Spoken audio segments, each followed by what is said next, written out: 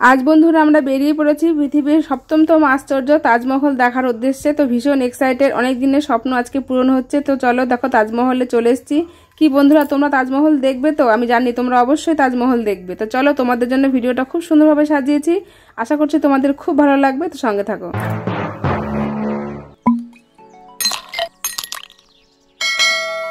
Good morning বন্ধুরা, সবাইকে জানাই অনেক অনেক স্বাগত আমার চ্যানেলে। আর জয় শ্রীকৃষ্ণ, রাধে রাধে। আজকে আমাদের এখানে শেষ দিন। আজকে হচ্ছে তোমার আগ্রা যাব, কালকেই বললাম। তো সেই জন্য আজকে আমাদের ঘোরা শেষ। কালকে আমাদের দুপুরবেলা এখান থেকে ট্রেন, দিল্লি থেকে। তো কালকে আমরা বেরিয়ে যাবো, পরশুদিন বাড়িতে দেখা হবে।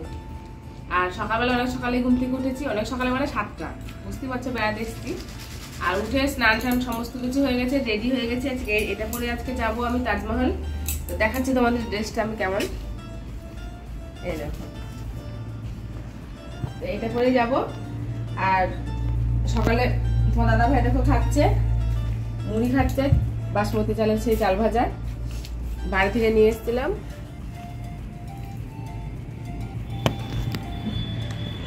আর সকালবেলা দেখো বাইরের ভিউটা কি ভালো লাগছে দেখতে।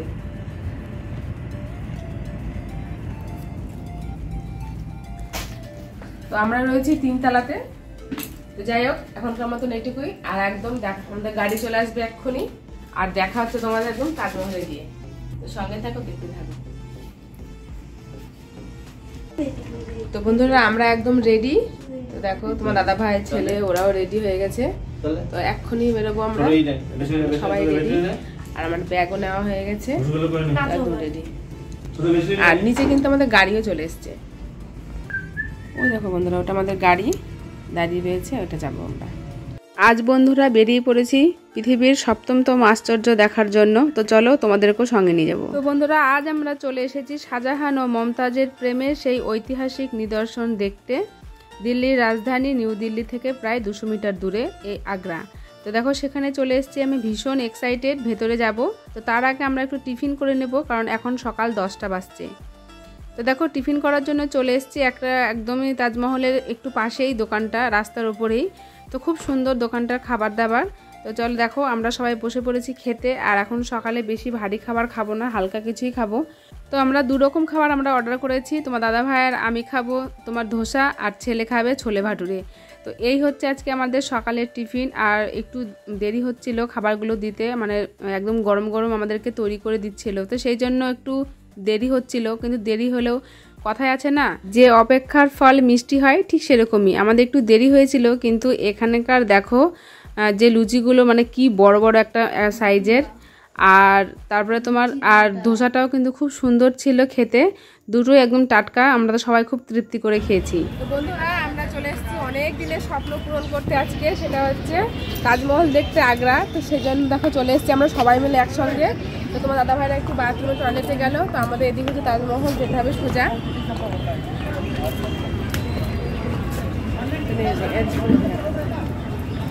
তো আমি কিন্তু খুব এক্সাইটেড, খুব আনন্দ লাগছে যে দেখবো বলে, অনেকদিনের ইচ্ছা করেছিলাম দেখবো।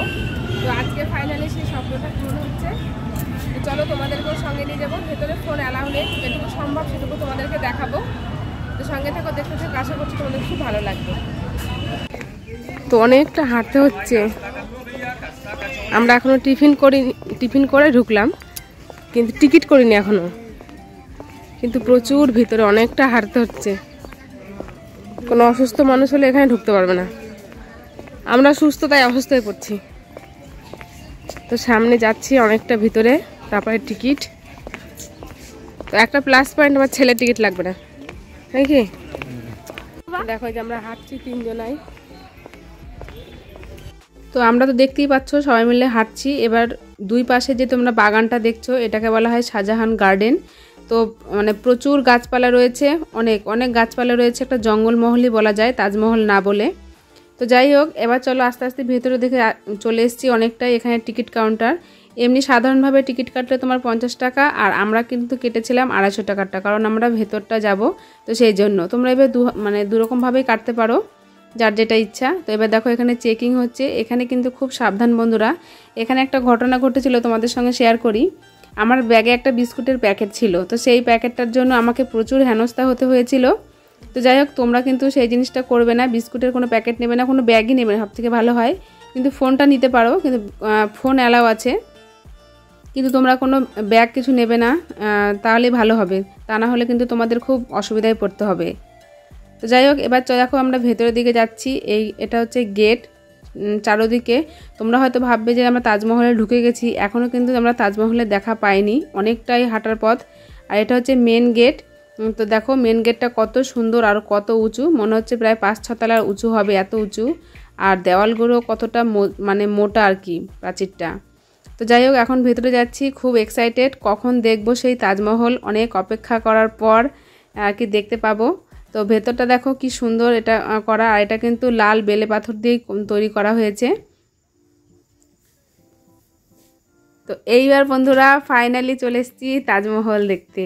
দেখো তাজমহল দেখা যাচ্ছে, তো খুব আনন্দ বন্ধুরা, মনের মধ্যে যে এমন একটা অনুভূতি হচ্ছে তোমাদেরকে বলে বোঝাতে পারবো না, যে এত সুন্দর, এত দিনের অপেক্ষার ফল আজকে পূর্ণ হলো।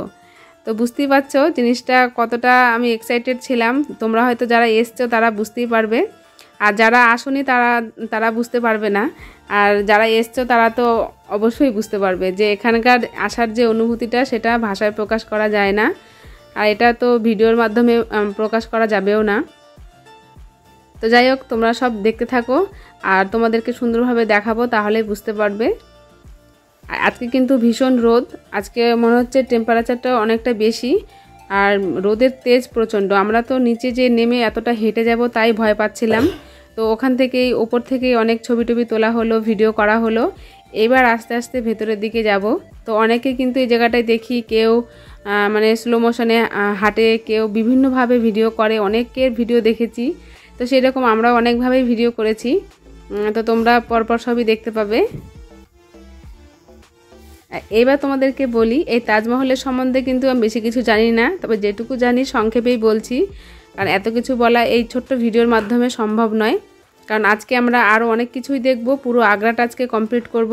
কিন্তু তোমাদের এটা প্রথম পার্টে আমি দেখাচ্ছি শুধু তাজমহলটাই, এর পরের পার্টে তোমাদের আরও অনেক আগ্রা ফোর্ট সেগুলো দেখাবো। এবার ভিডিওটা অনেকটা বড় হয়ে যাচ্ছে বলে পার্ট পার্ট করে তোমাদের সঙ্গে শেয়ার করছি। তো এখানে ছেলে আর আমি একটু সুন্দর করে ভিডিও করে নিলাম। আর আজকে কিন্তু আমরা চলে এসেছি আগ্রাতে। তো এই আগ্রাকেই বলা হয় তাজমহলের শহর। এটা হচ্ছে পৃথিবীর মানে এখানে যে অনেক রকম বাণিজ্য রয়েছে, বাণিজ্য থাকলেও এটাকে কিন্তু তাজমহল হিসেবেই সবাই পরিচিত। সবাই কিন্তু দেখবে এক নামে তাজমহল বললে সবাই বুঝতে পারে। তো দেখো তোমার দাদা ভাইয়ের আমি একটু সুন্দর করে হাঁটছিলাম।